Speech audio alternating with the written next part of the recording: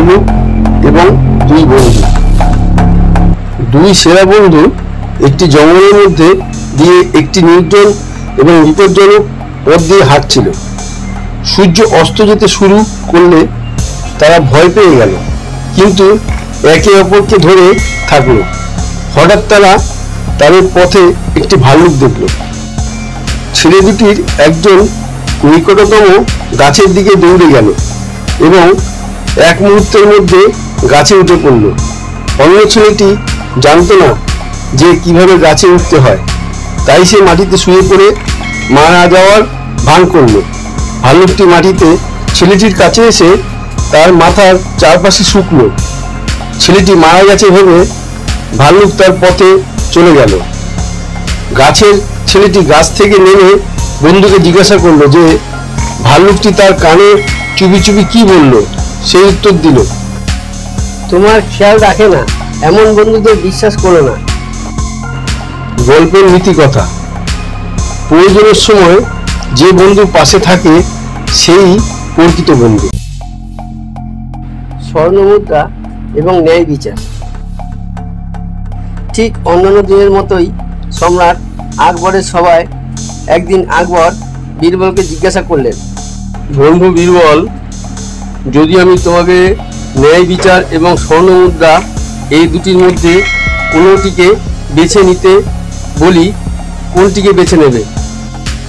বেশি সময় না নিয়ে বীরবল উত্তর দিলেন যে, আমার প্রিয় প্রভু, নিঃসন্দেহে আমি স্বর্ণমুদ্রাকেই বেছে নেব। বীরবলের এই কথা নিমিষের উত্তরে সকলেই বিস্ময়ে হতভম্ব হতবুদ্ধি হয়ে উঠলেন।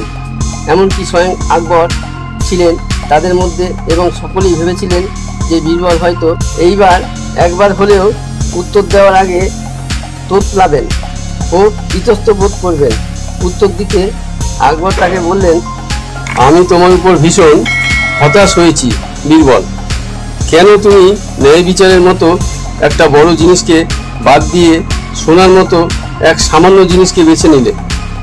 তখন বীরবল তার মুখে এক বিদ্রুপের হাসি এনে উত্তর দিলেন যে, হে আমার দয়া পরবশ রাজা, ন্যায় বিচারের তো কোনো অভাব নেই, কারণ আপনার রাজ্যে সর্বত্রই তো ন্যায় বিচার রয়েছে। আর আমি মনে করি না যে জিনিসটি আমার কাছে ইতিমধ্যেই প্রচুর পরিমাণে আছে এবং যার ফুরান নেই সেটির প্রয়োজন আছে কিনা তা জিজ্ঞাসা করার আর কোনো প্রয়োজন আছে বলে। কিন্তু হে প্রভু, একদিন না একদিন আমার অর্থের ঘাটতি অবশ্যই হবে, আর তখনের জন্য স্বর্ণমুদ্রাটাই সবচেয়ে ভালো।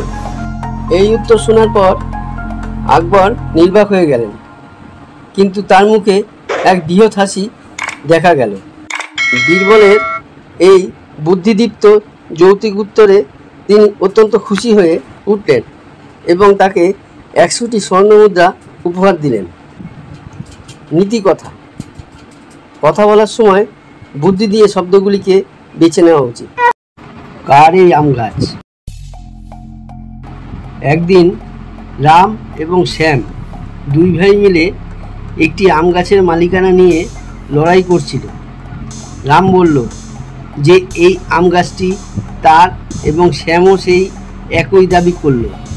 এইভাবে চলার পর কোনো স্থায়ী উপায় বার করতে না পেরে তারা ঠিক করল যে তারা বীরবলের কাছে যাবে এর সমাধানের জন্য।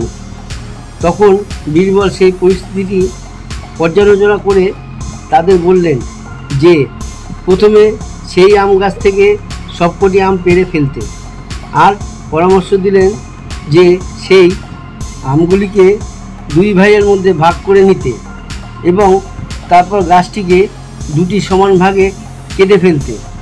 বীরবলের এই কথা শুনে রাম ঘাড় নাড়ে, যখন শ্যাম সেই গাছটিকে কাটতে রাজি হয় না, কারণ সে 3 বছর ধরে গাছটির যত্ন নিয়ে এসেছে, সে কথাও ব্যক্ত করে। তখন বীরবল বুঝে গেলেন যে সেই গাছটির আসল মালিক কে। বীরবল তখন বললেন যে এই গাছটির আসল মালিক হলো শ্যাম, কারণ সেই গাছটির কাটার কথা শুনেই সে ভীষণভাবে ভেঙে পড়েছিল। একজন যে 3 বছর ধরে কোনো গাছের যত্ন নিয়ে তাকে বড় করে এসেছে, সে কখনোই সেই গাছটিকে সঙ্গে সঙ্গে কেটে দিতে দেবে না। নীতি কথা, সত্যিকারের মালিকানা আসে নিজের দায়িত্ববোধ থেকে। गाइस आप लोगों को मुझे सब्सक्राइब नहीं कर रहे हो, मैं क्या करूं? कितना अच्छा कंटेंट है मेरा, फिर भी आप लोग मुझे सब्सक्राइब नहीं कर रहे हो। सो प्लीज सब्सक्राइब कर दो।